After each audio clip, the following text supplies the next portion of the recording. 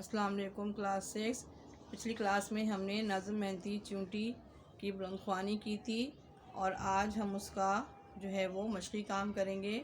اس میں سب سے پہلے ہم مرکزی خیال لکھتے ہیں، ٹھیک ہے۔ نظم محنتی چونٹی کا آپ نے کیا کرنا ہے، سب سے پہلے کاپی پر اس کا مرکزی خیال تحریر کرنا ہے، یعنی کہ سینٹرل آئیڈیا، ٹھیک ہے۔ ہیڈنگ دیجئے بلو پینسل سے، آپ تو خیر کلاس 6 ہیں، آپ تو پین استعمال کرتے ہیں، آپ بلیک پوائنٹر سے جو ہے ہیڈنگ دیجئے مرکزی خیال کی، ٹھیک ہے۔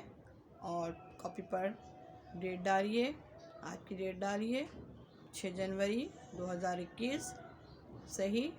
اور نظم محنتی چونٹی مرکزی خیال، اور میں مرکزی خیال آپ کو پڑھ کر سنا دیتی ہوں تاکہ آپ بآسانی لکھ سکیں۔ مندرجہ بالا نظم میں شاعر نے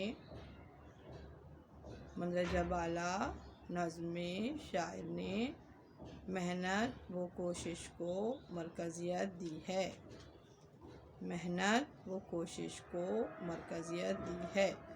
اور ایک معمولی سی چونٹی کی محنت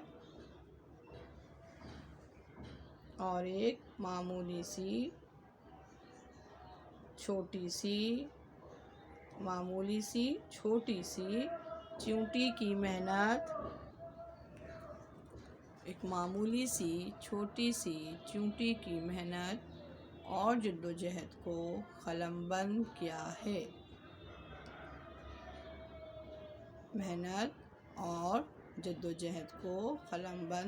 ہے، اور بتایا ہے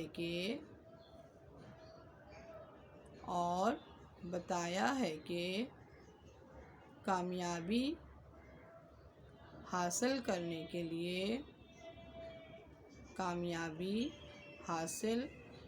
کے لیے محنت کیا اہمیت رکھتی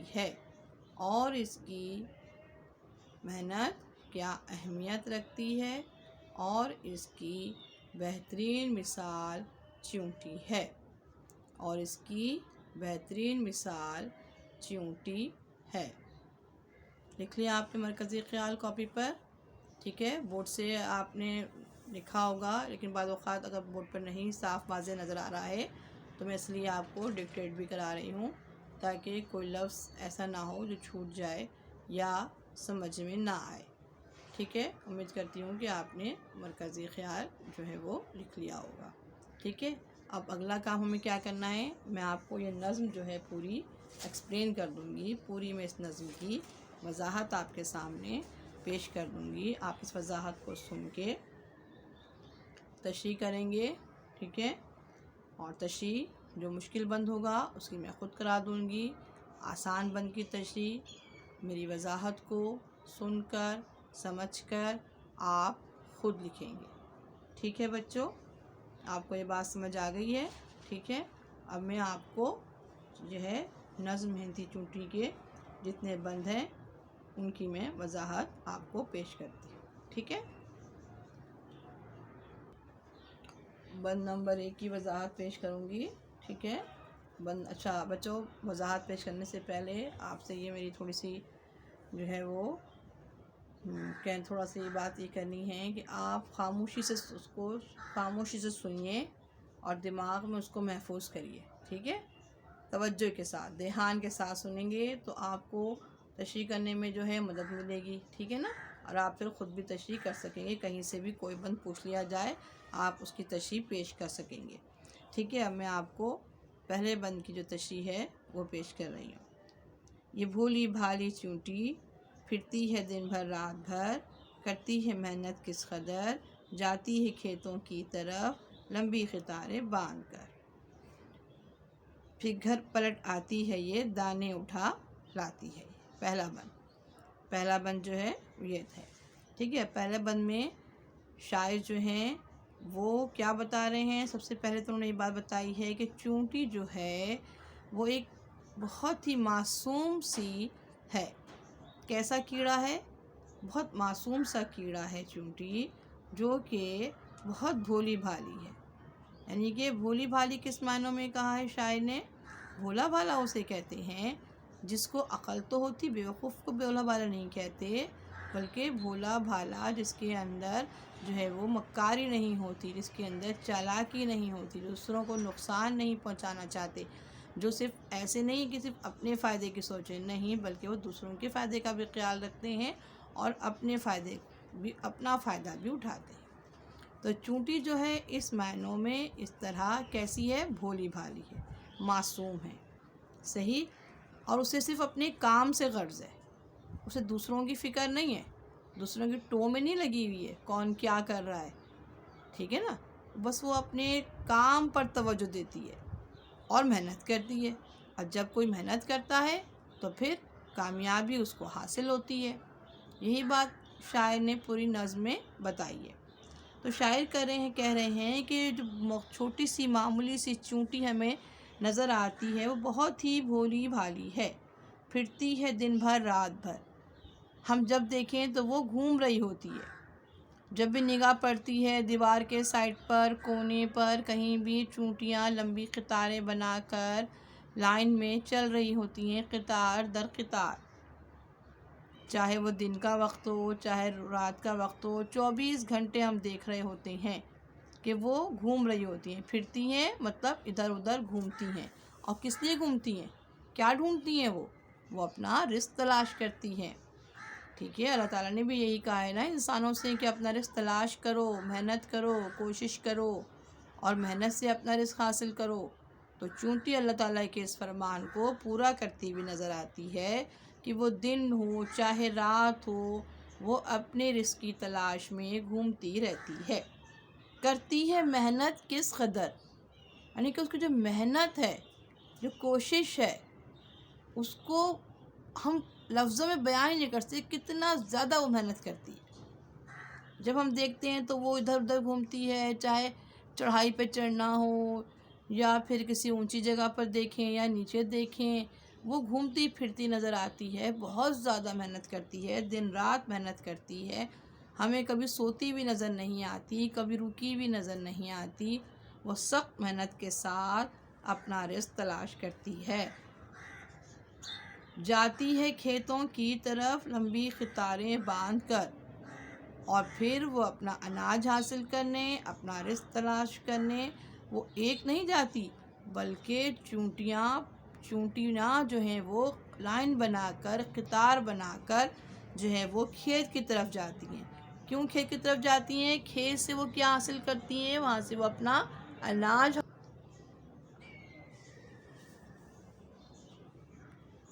کھیتوں کی طرف جاتی ہے، بڑی بڑی قطاریں بنا کر، بڑی بڑی لائنیں بنا کر، ٹھیک ہے، کیوں کہ وہ یہ بھی بتا رہی ہے کہ ہم متحد ہیں، دشمن کو وہ یہ بات بتا رہی ہیں کہ کوئی ہمارے صف میں پہنچ کر ہمیں نقصان نہیں پہنچا سکتا، کیونکہ ہم ایک نہیں ہیں بلکہ ہم بہت ساری ہیں، بہت ساری چونٹیاں ہیں، لہٰذا وہ اس بات کا درس دے رہی ہیں ہمیں کہ وہ متحد ہیں، وہ ایک ساتھ مل کر جاتی ہیں، ایک ساتھ کھاتی ہیں، پھر گھر پلٹ آتی ہے یہ، دانے اٹھا لاتی ہے یہ، پھر کھیتوں میں جا کر پھر کھیت سے واپس ہوتی ہے، گھر آتی ہے اور وہاں سے ایک ایک دانہ گندم کا، چاول کا، جو بھی چیز اس کو پسند ہے وہاں سے وہ دانے اٹھاتی ہے اور اپنے گھر تک پہنچتی ہے، پھر دوبارہ جاتی ہیں، اور جو ان کی صف ہے، جو ان کی قطار ہے، اس میں کوئی دھکم پہل نہیں ہو رہی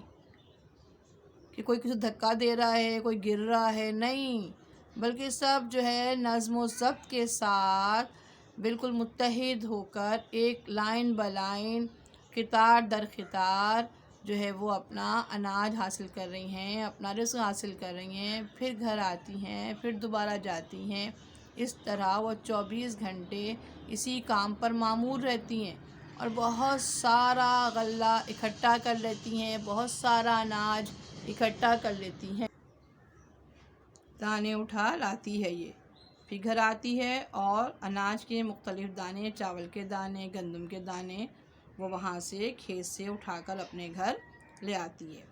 اب دوسرا بند دیکھیے، غلے سے بھر لیتی ہے گھر، کرتی ہے کیا لمبے سفر، یہ بھولی بھالی چونٹی، رکھو کوئی شے ڈھانک کر، مل جاتی ہے اس کو خبر، لے جاتی ہے یہ کچھ نہ کچھ، وہ خشک شے ہو یا ہو تر، بو سونگ کر بڑھتی ہے یہ دیوار پر چڑھتی ہے۔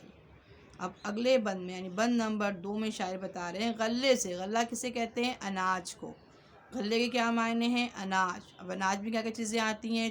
آٹا، چاول، دالیں، یہ سب کچھ کیا کہلاتا ہے؟ غلہ کہلاتا ہے۔ تو غلے سے بھر لیتی ہے گھر، کرتی ہے کیا؟ لمبے سفر، بڑے بڑے سفر کرتی ہے، بہت دور دور تک چلتی رہتی ہے، طویل سفر کرتی ہے۔ اور کیوں کرتی ہے سفر؟ کوئی گھومنے نہیں جا رہی ہے، کوئی تفریح کرنے نہیں جا رہی ہے، کوئی تفریح کرنے نہیں جا رہی ہے، کوئی گھومنے نہیں جا رہی ہے، بلکہ اپنے لیے رزق تلاش کرنے کے لیے جا رہی ہے، اپنے لیے دانے تلاش کر رہی ہے اناج کے، اور وہ جو ہے جا کر اپنے لیے بہت سارے دانے اٹھا کر لے آتی ہے۔ رکھو کوئی شے ڈھانک کر، رکھو کوئی شے ڈھانک کر، مل جاتی ہے اس کو خبر۔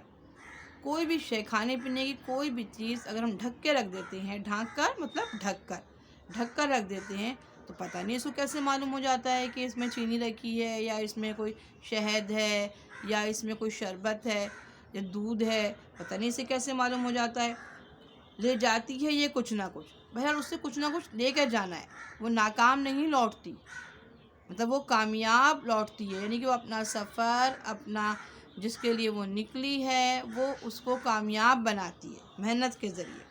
وہ خوش شے ہو یا ہوتا، وہ یہ نہیں دیکھتی ہے کیا لے کے جا رہی ہے، اسے کھانے سے مطلب ہے، یعنی کہ بریانی ہے تو لے جائے، دال کو چھوڑ جائے، ایسا نہیں ہے، چاہے وہ یا پھر دودھ لے جائے یا چینی کو چھوڑ دے، نہیں، چاہے وہ خوش شے ہو، کوئی خوش چیز ہو، یا پھر کوئی گیلی چیز ہو، کوئی لیکوڈ ہو، ٹھیک ہے، جیسے شربت ہے، دودھ ہے، شہد ہے، کوئی لیکوڈ بھی ہو تو لے لیتی ہے، اور کوئی خوش چیزیں ہیں مثلاً چاول کے دانے ہیں، گندم کے دانے ہیں، ٹھیک ہے، تو وہ بھی لے جاتی ہے۔ بو سونگ کر بڑھتی ہے یہ دیوار پر چڑھتی ہے یہ۔ اب اس کو معلوم کیسے ہوتا ہے، اس کو خبر کیسے ہوتی ہے کھانے پینے کی چیزیں کہاں رکھی ہیں؟ وہ ان کی خوشبو سونگھ لیتی ہے، ان کی بو، ان کی مہک، بو کہتے ہیں مہک کو، بو یعنی مہک، مہک آ جاتی ہے اس کو، اس کا مطلب ہے وہ سونگھنے کی صلاحیت اس کی بہت شارپ ہے، بہت تیز ہے، وہ سونگھ کر جو ہے وہ معلوم کر لیتی ہے کہ کوئی بھی کھانے پینے کی چیز کہاں رکھی ہے۔ اگر وہ دیوار پہ بھی رکھی ہوگی، کسی دیوار سے مراد کسی اونچی جگہ پر، کسی اونچی جگہ پر بھی رکھی ہوگی تو وہاں تک پہنچ جاتی ہے، دیوار پر بھی چڑھ جاتی ہے۔ شاعر اس میں اس کی محنت بتا رہے ہیں، کس طرح ایک چونٹی محنت کے ذریعے اپنا رزق تلاش کرتی ہے، اور اللہ تعالیٰ بھی محنت کرنے والوں کو پسند کرتا ہے۔ باقی جتنے بند رہ گئے ہیں اس کی انشاءاللہ تعالیٰ وضاحت میں اگلی کلاس میں کروں گی، اور اس میں آپ کو پھر پتہ چلے گا کہ آگے کیا بیان کیا ہے شاعر نے۔ اگلے لیکچر تک کے لیے مجھے اجازت دیجیے، اللہ حافظ۔